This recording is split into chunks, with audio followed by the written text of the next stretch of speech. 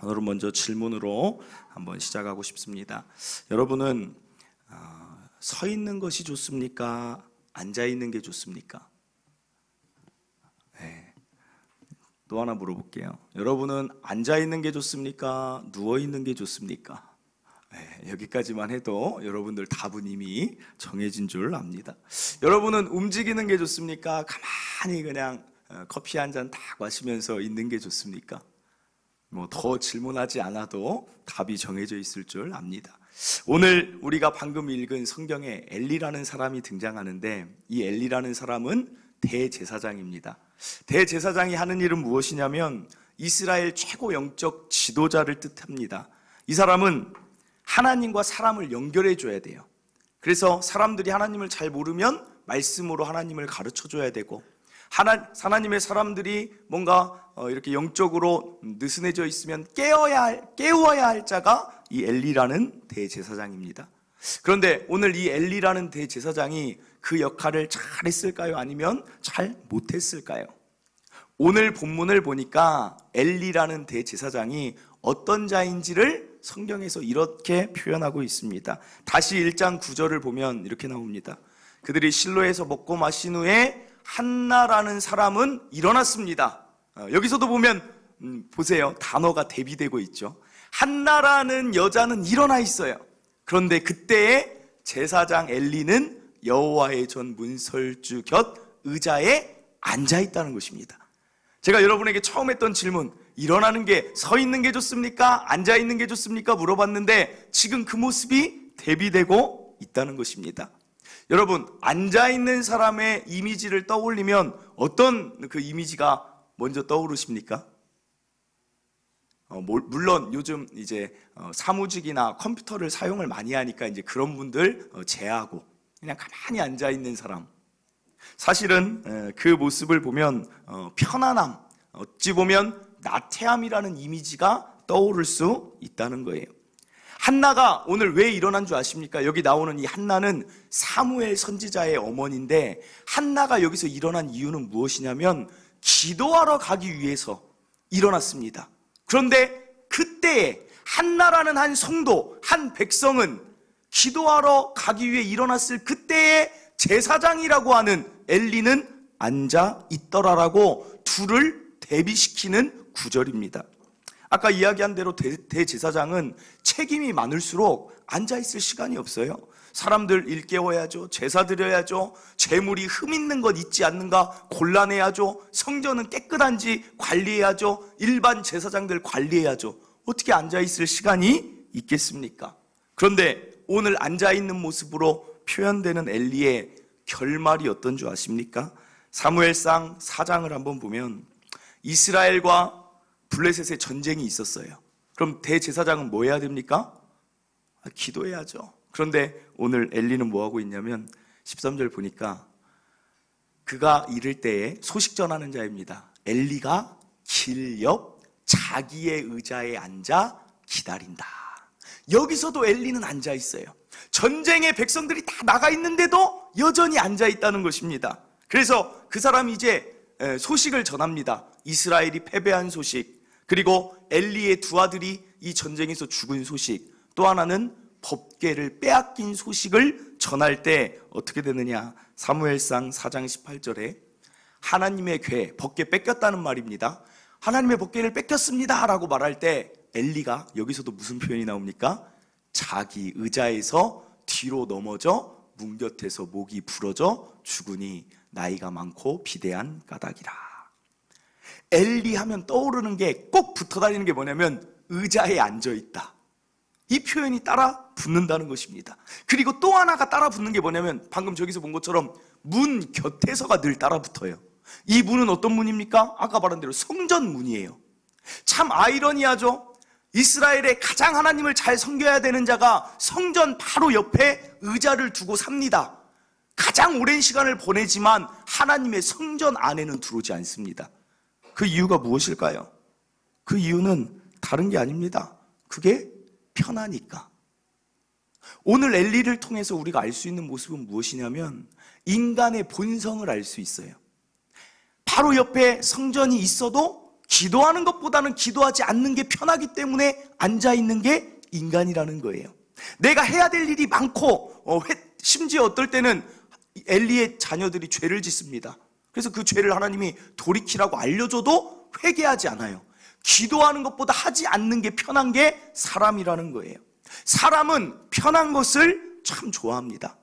그것은 오늘 엘리를 보면서 여러분들이 야, 엘리 왜 그랬을까라고 하지만 여러분들 안에도 편함을 좋아하는 본성은 누구나 다 내재되어 있다는 것입니다.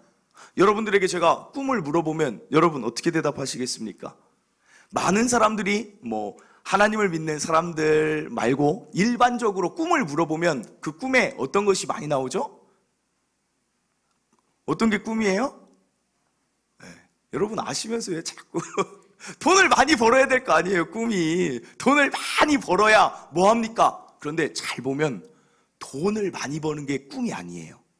돈을 많이 벌어서 편하고 싶은 게 꿈이에요. 그렇지 않습니까? 돈을 많이 벌은 다음에 그 돈을 가지고 내가 해외여행 가서 저 몰디브 이런 데를 다 가요. 에메랄드 바다 쫙 펼쳐진 데에서 하얀 백사장 위에서 선베드 위에 석양을 보면서 누워서 칵테일을 딱 한 잔 먹는 거, 여러분 꿈꿔본 적 있지 않습니까? 전혀 아닌 것 같아요.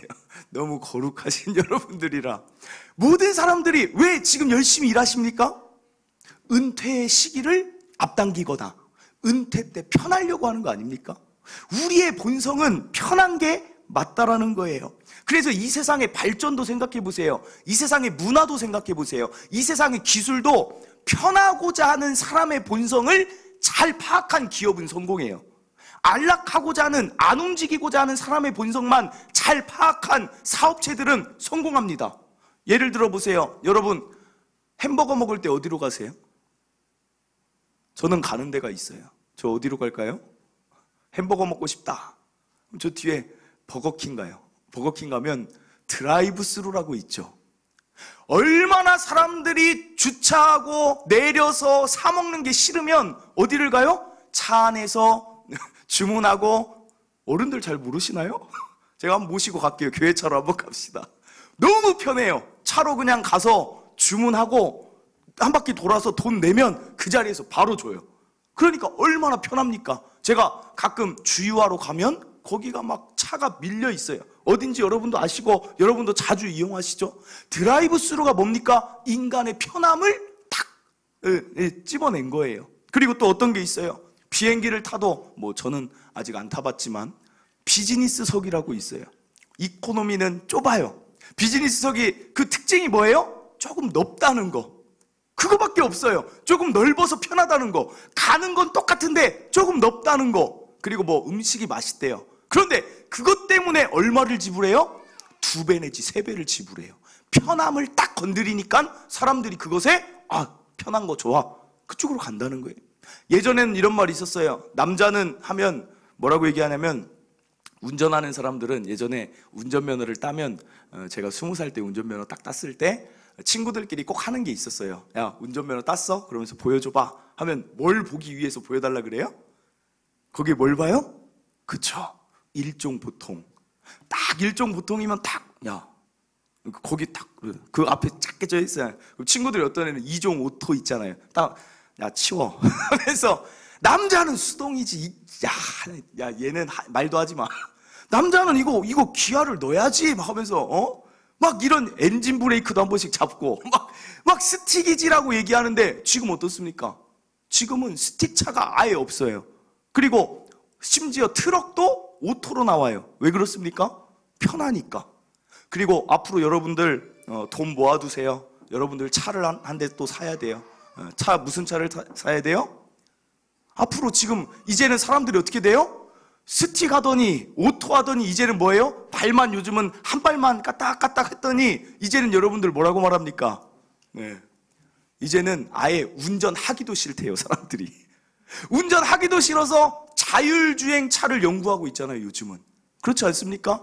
여러분들 나중에 사람들 다 자율주행차 해가지고 버튼만 누르면 부산까지 그냥 가요, 차가. 그런데 여러분들 그때 야, 운전은 핸들을 돌려야지. 그러면 여러분들 어떻게 되는 줄 알아요? 쫙 뒤에 뒤쳐져 있는 사람 되고 아주 이상하게 사는 사람 되는 거예요. 여러분들도 자율주행차 나오면 사야 돼요. 그렇지 않습니까? 그런데 항상 1세대는 거르래요. 어쩔지 모르니까. 어찌됐든 우리는 편한 걸 좋아한다라는 것을 아무도 무시할 수 없다는 거예요. 그런데 이런 이야기를 하는 이유가 뭡니까?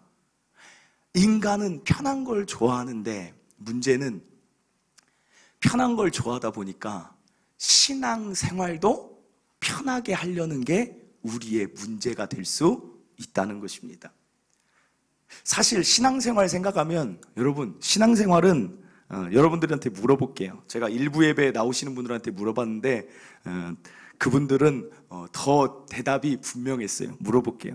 여러분, 교회 다니는 게 편합니까? 불편합니까?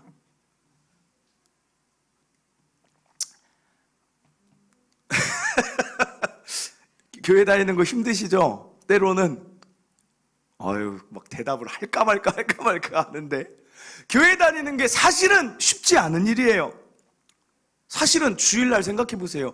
여러분, 주일날 아침에 남들은 다 자고 있어요. 그냥 푹 자는 시간이에요. 그런데 이 시간에 일찍 일어나가지고 아침 9시 예배 나오는 사람들은 더 일찍 일어나서 지금 교사로 섬긴다고 나오는 그런 사람들은 여러분도 마찬가지고 얼마나 피곤합니까? 때로는 그냥 푹 자고 싶다 나도. 그런 생각 들지 않습니까? 그리고 금요 철야 같은 경우 생각해 보세요. 금요일날 같은 경우는 남들이 다 뭐 하는 시간입니까? 5일 동안 열심히 여러분들 일하고 금요일 저녁 되면 뭐 해야 돼요? 야, 토요일, 일요일이라고 하죠. 토요일, 일요일을 우리 어디 1박 2일 여행 갈래? 라고 계획을 짤 수도 있고, 아니면 불타는 금요일이라고 야, 열심히 일했으니까 오늘은 좀 마음껏 마시고 취하자, 내일 늦게까지 푹 자자 라고 할 수 있는 시간에 교회는 뭐 하라 그래요? 제가 여러분들 가끔 부담이 되는지 안 되는지 모르지만 제가 늘 여러분들한테 뭐 합니까? 금요 철야 기도회 안내 문자가 막 오죠. 야, 이거 금요일날 이제 일 끝나서 좀 쉬려고 했더니 목사님이 제가 꼭 보면 한 6시나 뭐 그쯤에 제가 보내는 것 같아요. 이제 일 끝났는데 교회에서는 뭐 하라 그래요? 문자 날라와요. 금요철야 기도회 하나님께 기도합시다.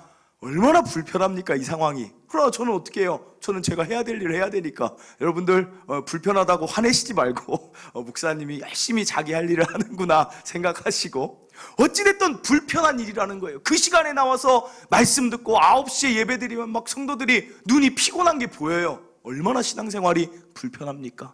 사실 제가 오늘 이번 주 보니까 차들이 많이 비었어요. 이번 주말에 아파트에 차들이 없어요. 왜 이렇게 차들이 없지? 하고 제가 이걸 검색해 보니까 지금이 딱 단풍철이래요. 그러니까 지금 사람들은 어디가 있어요? 다 단풍 구경 가면 얼마나 좋은지 아십니까? 그 아름다운 꽃들. 그래서 지금 설악산 케이블카가 한번 타려면 3시간씩 기다려야 된대요. 그런데 그것도 설악산 케이블도 기도하고 가셔야 돼요. 여러분, 가시려면. 왜 그러냐면 그게 보니까 바람 불면 운행이 중지되더라고요. 3시간 기다렸는데 바람이 딱 불잖아요? 그러면 4시간, 5시간, 6시간 기다려야 돼. 그것도 기도하고 가야겠더라고요. 제가 만약에 여러분들한테 어제 공지를 해요. 여러분, 오늘은 우리도 좀 예배 말고 야외 예배 드리러 갑시다. 장소는 설악산. 그래서 여러분들 아침에 그 등산복 입고 오세요. 아침에 교회차 8시에 출발 대절해놨으니까 우리 옵시다. 여러분들 지금 웃는 이유가 뭐예요? 막 생각만으로도 즐거운 거예요. 그게 뭐예요? 여러분들 안에 있는 안목의 정욕이 있어요. 우리 안에는 우리 눈에 즐거운 것을 채우고 싶은 본성이 있다는 거예요. 본성을 자극하면 여러분들은 그것에 더 생각만 해도 기쁨이 오는 것입니다. 한마디로 말하면 편하고자 하는 그게 여러분들 믿음의 수준에 관계없이 다 있다는 거예요. 교회를 이제 막 다니기 시작한 사람이라서 교회 다니는 게 힘든 게 아니고, 교회를 오래 다닌 장로님, 권사님, 목사도 때로는 야, 교회 나가기 오늘 진짜 힘들다 라는 말이 나올 수 있는 게 저와 여러분이라는 사실입니다. 그것을 알기 때문에 꼭 방해하는 자가 하나 있는데 그게 누구냐면 사단이라는 그 자가 방해를 해요. 어떻게 방해하냐면 이렇게 해요. 이제 막 신앙생활 잘해서 막 주일 성수도 하려고 막 나가는 사람한테 사단은 어떤 존재냐면 여러분 무섭게 하는 존재가 아니에요. 생각을 집어넣습니다. 어떤 생각을 집어넣습니까? 이렇게 집어넣어요. 너 주말에라도 좀 편하게 쉬어야지. 그러면 이제 막 신앙생활 하다가 야, 그래, 내가 이 주말도 없는 삶을 어떻게 사냐 라고 하면서 거기에 따라가는 거예요. 어떤 사람은 주일 성수는 잘합니다. 그리고 교회 잘 다니고 있는데 어느 순간에 요즘 많은 사람들이 편한 것을 더 좋아하다 보니까 걸려 넘어지는 부분이 어디냐면 이런 생각도 들 수 있어요. 사단이 그 생각을 탁 집어넣어요. 본성을 건드려요. 무슨 생각이냐면 꼭 교회에 가서 예배만 드려야 예배냐? 여러분 어떻게 생각하세요? 꼭 교회에 와서만 예배 드려야 됩니까? 집에서 가정 예배 드리면 안 돼요? 집에서 인터넷 예배 드리면 안 돼요? 여러분 잘못 적용하면 안 돼요. 이걸 잘못 듣고 그러네? 생각 안 해봤는데 그러네 하면 안 돼요. 이것들이 생각이 딱 드니까 그래 실행하자 하면서 인터넷 예배 드리고 가정 예배 드립니다. 그리고 또 하나는 근데 가정 예배가 사실 매주 그게 하나님 앞에 잘 드려지겠습니까? 상식적으로 생각해 보세요. 아빠가 가정 예배 드리자 하고 아빠가 제가 일주일에 준비하는 것처럼 말씀을 준비해서 자녀들에게 먹일 수 있겠습니까? 가정 안에서 드려지는 찬양이 우리가 여기서 한 번씩 드려지는 그 찬양처럼 그 웅장하고 기쁨이 드러날 수 있겠습니까? 안 된다는 거예요. 요즘 어떤 성도들은 이런 성도들이 있어요. 가나안 성도들이라고 있어요. 가나안 성도들에 대해서 들어보셨습니까? 가나안 성도들이 누굴까요? 모르세요? 가나안을 거꾸로 해보세요.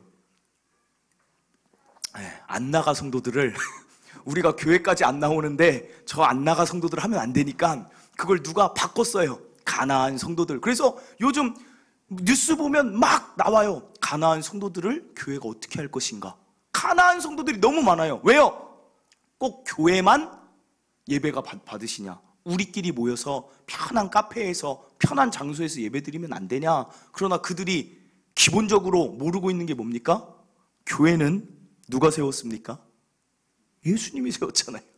그 기본 토대를 머물면서 어떻게 그 안에 은혜가 머물겠습니까? 목사는 누가 세웠습니까? 구약시대부터 이 일만 하게끔 하나님이 세운 자예요. 그렇기 때문에 목사와 교회가 필요하니까 하나님이 만드셨는데 그 울타리를 벗어나서 하다 보니까 가나안 성도들은 늘 어떻게 되는 줄 아십니까? 어떻게 되냐면 그렇게 돼요. 어떻게 되냐면 논쟁으로 끝난다고 해요. 처음에는 말씀 나눔한다고 잘 하다가 말하다 보니까 이 말이 맞냐 저 말이 맞냐 하다가 싸우다가 끝난다는 거예요. 사랑하는 성도 여러분, 편한 것이 결코 신앙의 좋은 면을 세워줄 수 없다라는 것을 기억하자는 사실입니다. 교회에서 어떤 사람은 때론 이런 생각이 들 수 있어요. 이제 막 신앙이 성장하는데 사단이 또 그 마음에 툭 마음을 건듭니다. 야, 이제 막 기도도 나가고 싶은데 사단이 이래요. 야, 일주일에 한 번 교회 나갔으면 됐지 무슨 기도까지 하냐. 그러면 거기에 또 걸려 넘어져요. 집에서 기도하면 되지. 그러나 이것이 맞습니까? 교회는 제가 이런 표현을 잘 써요. 훈련소예요. 훈련소. 이게 무슨 의미냐면 교회 안에서 기도회를 하면서 어떤 걸 놓고 기도하는지, 무엇을 놓고 어떻게 구해야 되는지 기도의 훈련을 한 사람이 각자의 집에 돌아가건 일터에 돌아가도 기도할 수 있는 자가 되는 거예요. 교회에서 왜 전도를 같이 합니까? 교회에서 한 번이라도 전도를 열심히 해본 사람이 모르는 사람에게도 예수 믿으세요라고 한마디라도 던져본 사람이 각자의 현장에 가면 전도하는 입술이 이미 훈련이 됐기 때문에 주변 사람, 가족에게도 우리 교회 한번 가볼까? 라는 말이 되게 되는 거예요. 교회는 훈련소예요. 이거 하나 질문 드릴게요. 왜 교회를 하나님이 다 각계 각층 살아온 환경 나이 다 다른 사람들을 모아놨습니까? 왜 이렇게 교회는 다 다른 사람들만 있습니까? 그걸 통해서 사실은 그것도 얼마나 불편합니까?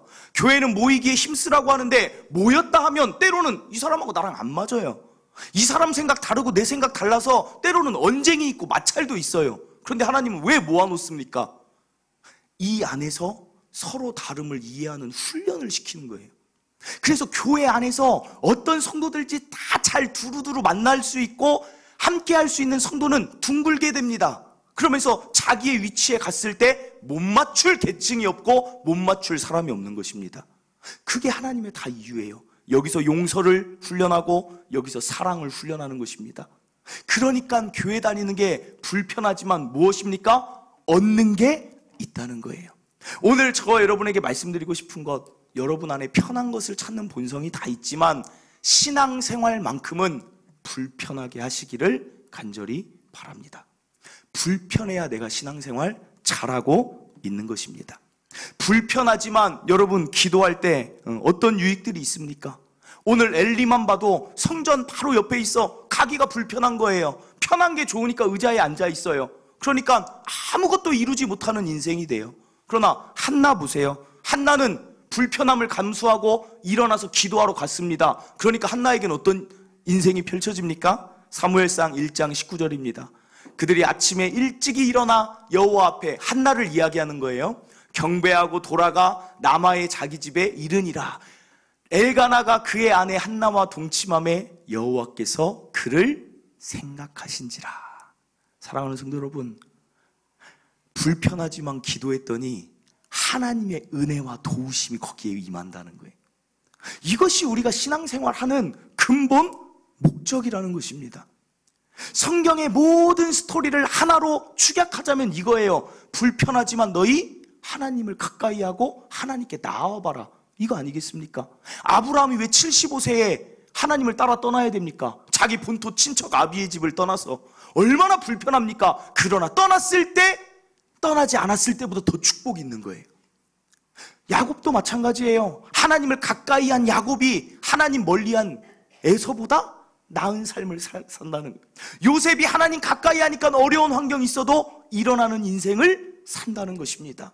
불편하지만 내 본성과 신앙생활은 맞지 않지만 저는 여기서 여러분들이 불편하지만 하나님께 더 가까이 나아가시기를 간절히 바랍니다.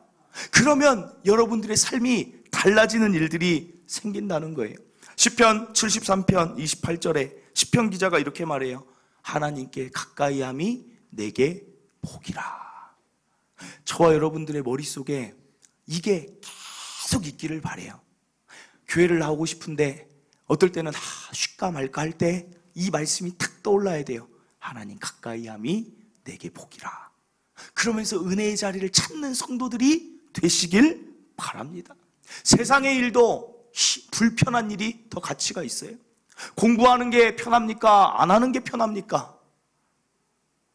공부 안 하는 게 편하죠. 그러나 어른들이 뭐라고 해요? 너 그러다가 너 나중에 너 그렇게 하다가 나중에 라고 말하는 이유가 뭐예요? 공부 열심히 했을 때 펼쳐지는 인생이 달라지는 것처럼 신앙생활 열심히 했을 때 펼쳐지는 인생이 달라진다는 것을 꼭 기억하시길 바랍니다. 기도하면 어떤 유익이 있습니까? 오늘 이 자리에서 여러분들 아시지만 한 번 더 정리하길 원해요. 기도할 때 어떤 유익이 있습니까? 불편하고 힘들지만 기도할 때 하나님과 친밀해져요. 하나님과 친밀해진다는 건 무엇입니까? 전능자와 친해지면 어떻게 되는 줄 알아요? 사람이? 마음이 담대해져요. 왜요? 어려운 일이 있어도 우리 하나님한테 나가면 되잖아요. 그 담대함을 여러분 세상 어디에서 얻겠습니까? 기도하면 뭐가 좋습니까? 내 힘으로 하지 못하는 아까 한나와 같은 일들이 일어나는 삶을 경험하게 되는 거예요. 기도는 저축과 같아요. 당장은 이루어지지 않아도 하나하나 저축하다 보면 어느 순간에 응답으로 우리 앞에 나타나요. 이것을 어디에서 경험하겠습니까? 기도가 무엇이 좋습니까? 낙심된 마음에 소망이 생기기도 해요. 여러분 답답했던 마음인데 기도하러 나오면 마음에 평안이 있어요. 아까 일부 예배를 듣고 어떤 성도가 저한테 와서 그래요. 목사님 말이 맞습니다. 목사님 말이 맞습니다. 오늘 말씀 나한테 하시는 말씀입니다. 하나님이. 그러면서 자신이 요즘 기도의 자리를 좀 멀리, 그분이 새벽 예배를 지금 2년 가까이 쭉 나오다가 딱 2달 지금 빠졌는데 본인이 스스로 느끼는 거예요. 기도할 때 마음과 기도하지 않을 때 마음이 이렇게도 다르군요. 본인이 저한테 얘기를 하는 거예요. 야, 그때 기도할 때는 매일매일 마음이 평강이 있고 매일매일 담대함이 있고 매일매일 하나님이 도와주시겠다라는 확신이 있는데 내가 하나님 앞에 나오지 않으니까 이런 확신들이 점점점 사라져 간다는 거예요. 제가 다시 깨우겠습니다. 새벽을 깨우겠습니다. 그분이 이야기하는 거예요. 여러분, 기도할 때 담대함과 평안이 있기 때문에 불편해도 나오라는 것입니다. 기도하면 또 어떤 유익이 있습니까? 죄를 깨닫게 하는 유익이 있어요. 기도하기 전에는 사람들이 그래요. 사람들은 대다수 남 탓을 잘하죠. 뭐가 딱 문제가 있잖아요. 그러면 사람은 무조건 저 사람 잘못이야. 부부 안에서도 어때요? 딱 뭐 잘못이 뭐가 있죠? 그러면 당신 잘못이야. 그런데 기도하는 사람은 어떻게 돼요? 기도하던 중에 막 하나님께 얘기해요. 하나님, 왜 이 남편 이런 사람 왜 이렇게 만나게, 왜 아내가 이렇습니까? 하는데 하나님의 성령 하나님이, 기도는 성령 하나님이 우리를 위해 함께하는 시간이에요. 기도하는 순간 툭 건드는 거예요. 너의 잘못을 봐라. 너의 들보를 봐라. 내 눈에 있는 들보가 더 큰데 남의 눈에 티를 어떻게 지적하느냐 하면서 기도 시간에 어떻게 보면 우리를 책망하십니다. 그러면 그 자리에서 무너지는 거예요. 남들이 아무리 네가 잘못했다 말해도 변하지 않던 마음이 기도 시간에는 변화가 일어나는 것입니다. 이런 변화를 어디에서 맛보겠습니까? 여러분, 오늘 이 자리에 예배드리러 나오는 이유도 무엇입니까? 말씀 듣다 보면 어때요? 유익이 있잖아요. 그래서 나오는 거잖아요. 내 고집이 절대 안 꺾여요. 나는 누가 말해도 나는 무슨 고집이라, 뭐 쇠고집이라고 하나, 황소고집, 나를 꺾을 자는 없어 라고 했는데 하나님은 나를 꺾더라고요. 내 가치관을 변화시켜요. 말씀 듣는 유익이 거기에 있어요. 또한 감정이 바뀌어요. 사랑을 배우게 돼요. 또한 말이 긍정적으로 바뀌어요. 그러니까 결국은 교회 잘 다니다 보면 무슨 말 합니까? 가정이 회복된다는 말이 여기서 나오는 거예요. 유하지 않았던 사람들이 유해지는 일들이 교회에서 벌어지는 것입니다. 사랑하는 성도 여러분, 이미 제가 이렇게 말해도 이미 여기 계신 여러분들은 그것을 알기 때문에 오늘도 나오신 줄 믿습니다. 그러면 앞으로도 마찬가지예요. 교회에 나올까 말까 더 이상 그런 거에 갈등하지 않았으면 좋겠어요. 내가 기도의 자리를 나올까 나가지 말까 이것도 고민하지 않았으면 좋겠어요. 왜요? 하나님은 말씀에 이렇게 말합니다. 우리의 신앙의 길을 뭐라고 말하냐면 좁은 문 좁은 길이라 그래요. 사람들은 넓은 문 넓은 길로 간다 그래요. 더 편한 길, 더 그냥 좋아 보이는 길을 가요. 그러나 신앙의 길은 보면 좁아요. 주일날 나오기가 힘들어요. 금요철에 나오기 힘들어요. 새벽 깨우기 힘들어요. 좁은 문 같아요. 그러나 그 길이 어떻게 생겼어요? 나중에 걷다 보면 그 뒤에 찬란한 영광이 있는 길로 좁은 문 좁은 길이 펼쳐진다는 것입니다. 그것을 붙들고 신앙생활하는 것입니다. 그래서 성경에 보면 계산해보라 그럽니다. 계산. 예수님이 베드로에게 그래요. 너희들 신앙생활 할 때 계산하고 해라 그래요. 무엇을 계산하라는 것입니까? 방금 얘기한 거예요. 좁은 문 좁은 길이지만 하나님을 가까이 할 때 너의 상태와 하나님을 가까이 하지 않았을 때 너의 상태를 비교하고 계산해봐라. 어떤 게 더 좋은 유익이 있는지, 이익이 있는지. 하나님께 기도했을 때 너의 상태와 하나님께 기도하지 않고 내 힘으로 살았을 때 너의 상태를 비교하며 어떤 게 더 이익이 있는지 계산하고 나를 따라와라 그래요. 제자들에게. 여러분 계산 잘 되셨습니까? 그냥 따라가는 게 아닙니다. 이 길에 아름다움이 있고 기쁨이 있고 즐거움이 있고 평강이 있고 담대함이 있다는 것을 계산하고 하나님 따라오시길 바랍니다. 가까이 하면 할수록 주어지는 영적인 은혜들, 삶의 평강들, 그 축복이 있기 때문에 계산해 보길 바라요. 저도 계산해 본 적이 있어요. 언제 계산해 봤냐면 저도 어떻게 보면 좀 약간 좀 독특한 면이 있는 것 같아요. 신대원 다닐 때 26에 제가 이제 신학을 가겠습니다 하면서 26살 때부터 이제 그 새벽 기도회를 이제 드렸어요. 새벽 기도회를 하루도 빠짐없이 그때부터 이제 지금까지 쭉 드렸어요. 벌써 이제 한 11년째 새벽 기도회를 계속 드리고 있죠. 그런데 그전에는 뭐 특세 때만 나갔으니까 어느 날 29인가 됐을 때 한 3년, 4년 새벽 기도를 나갈 그때 너무 피곤하잖아요, 새벽 기도회가. 너무 피곤하니까 제 스스로 신대원에 있을 때 내가 꼭 새벽 기도회를 해야만 하나님의 은혜가 부어지고 내가 사역을 잘할 수 있을까? 새벽 기도회 안 하고도, 아니 미국, 꼭 그럴 때 미국 얘기를 많이 해요. 저 미국 가보지도 않았는데. 가보지도 않은 사람이 그럴 때만, 야, 미국 사람들은 들어보니까 새벽 기도회 없다더라. 유럽 사람들 새벽 기도 없다더라. 그러면서 제 마음속에 그런 게 왔어요. 그래서 제가 신대원 다닐 때 내가 이 3개월은 새벽 기도를 한번 안 드려봐야겠다. 그리고 내가 비교 계산해 봐야겠다. 새벽 기도회를 드리면서 사역했을 때 나의 상태와 새벽 기도회를 안 드렸을 때 나의 상태를 비교해 봐야겠다. 그러니까 그 옆에 전도사들이 볼 때는 참 불량한 전도사였을 거예요. 왜냐하면 기숙사 생활 4명이서 이렇게 책상 있고 침대 위에서 4명이서 3년 동안 같이 지냅니다. 그러면 새벽 기도가 되면 한 1,500명 돼요, 학생 수가. 1,500명이 막 새벽 기도회 드리러 가잖아요. 그럼 막 벨도 울리고 알람 울려요. 다들 일어나서 야 가자 막 이러는데 저만 일어나요. 안 일어날 수가 없어요. 일어나는데 김대현 전도사 새벽 기도 가자. 그럼 제가 안 가. 그러니까 그들이 볼 때는 이건 전도사야 뭐야. 이 완전히. 근데 제 마음속에는 비교해보고 싶었던 거예요. 일부러 안 간 거예요. 근데 어떻게 됐을까요? 어떻게 됐을까요? 아까 얘기한 대로예요.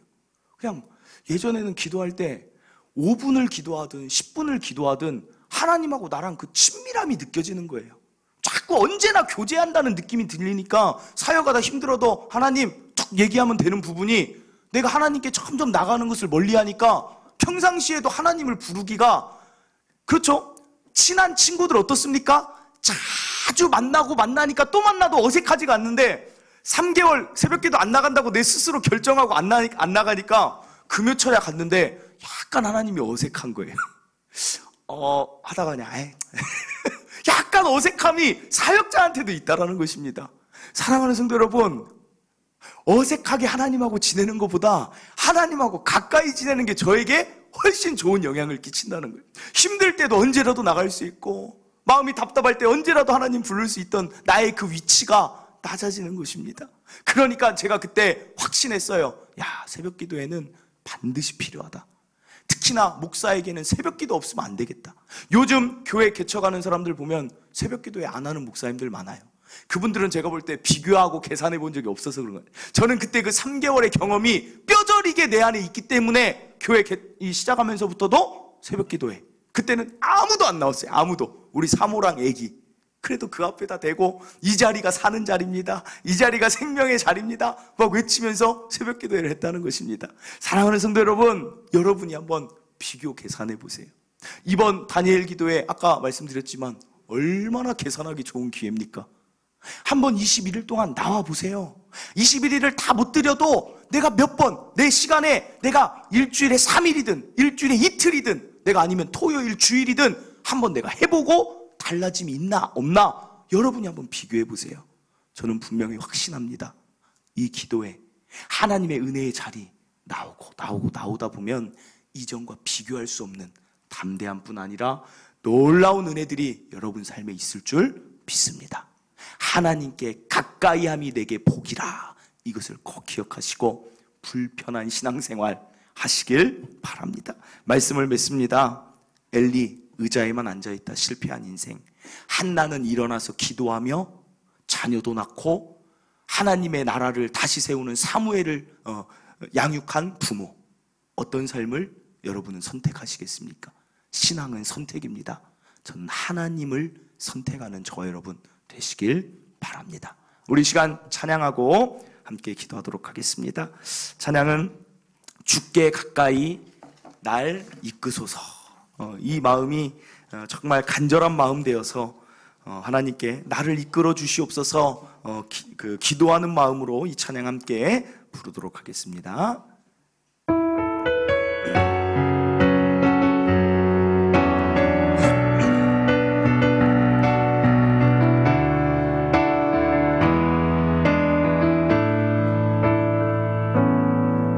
주께 가까이 날 이끄소서.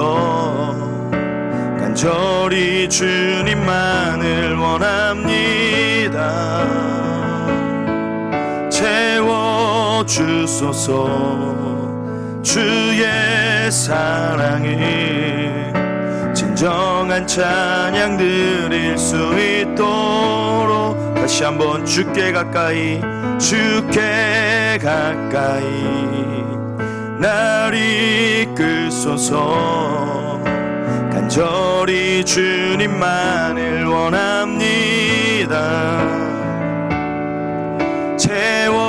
채워주소서. 주의 사랑이 진정 진정한 찬양 드릴 수 있도록 목마른 나의 영혼 주를 부르니 나의 맘 만져 주소서. 주님만을 원합니다. 더 원합니다. 나의 맘 만져 주소. 우리 다시 한번 주께 가까이 찬양합니다. 주께 가까이 날 이끄소서. 간절히 주님만을 원합니다. 채워주소서. 주의 사랑이 진정한 찬양 드릴 수 있도록 목마른 나의 영혼 주를 부르니 나의 맘 만져 주소서. 주님만을 원합니다. 더 원합니다. 나의 맘 만져 주소. 목마른 나의 영혼 목마른 나의 영혼 주를 부르니 나의 맘 만져 주소서. 주님만을 원합니다. 더 원합니다. 나의 맘 만져 주소서. 아멘. 사랑하는 성도 여러분, 신앙생활은 원래 쉽지가 않은 것입니다. 왜냐하면 우리의 본성은 편한 걸 더 좋아하고 하나님 가까이 하기보다 하나님 멀리 하는 게 사실은 우리가 더 편합니다. 기도하기보단 기도하지 않는 게 편합니다. 그리고 이 길은 때로는 참 좁은 길 같아요. 남들 다 놀고 쉬고 그런 여행 다니는 시간에 이런 좁은 길을 걷는다는 게 참 때로는 어렵습니다. 그러나 하나님 가까이 할 때, 주님께 더 나아갈 때 우리의 마음을 하나님이 만져주시고 우리의 상황을 하나님이 가장 좋은 길로, 나를 의지하고 나를 인정하는 너희에게 가장 좋은 길로 내가 푸른 초장과 맑은 시냇가로 너희를 인도하겠다. 하나님이 여러분에게 원하시는 건 딱 하나입니다. 나의 곁에 있어라. 나에게 가까이 머물러라. 나는 포도나무요 너희는 가지다. 내 곁에 있으면 내가 너희에게 필요한 영양분, 필요한 수분 다 공급하겠다. 이게 하나님의 뜻입니다. 여러분, 때로는 교회가 참 힘들지만 더 이상 고민하지 않고 불편하지만 나는 하나님을 택합니다 라는 그 신앙이 여러분에게 분명히 자리 잡길 바랍니다. 우리 시간 주여 한번 외치고, 오늘 나의 마음에 편한 것 좋아했던 게 있다면 하나님 내려놓겠습니다. 불편하지만 하나님 믿는 게 더 좋습니다. 하나님께 더 가까이 가겠습니다. 결단합니다 라고 우리 주여 한번 외치고 한번 기도할 때 하나님 하늘에서 너무 기뻐하실 줄 믿습니다. 우리 주여 한번 외치고 기도합니다. 주여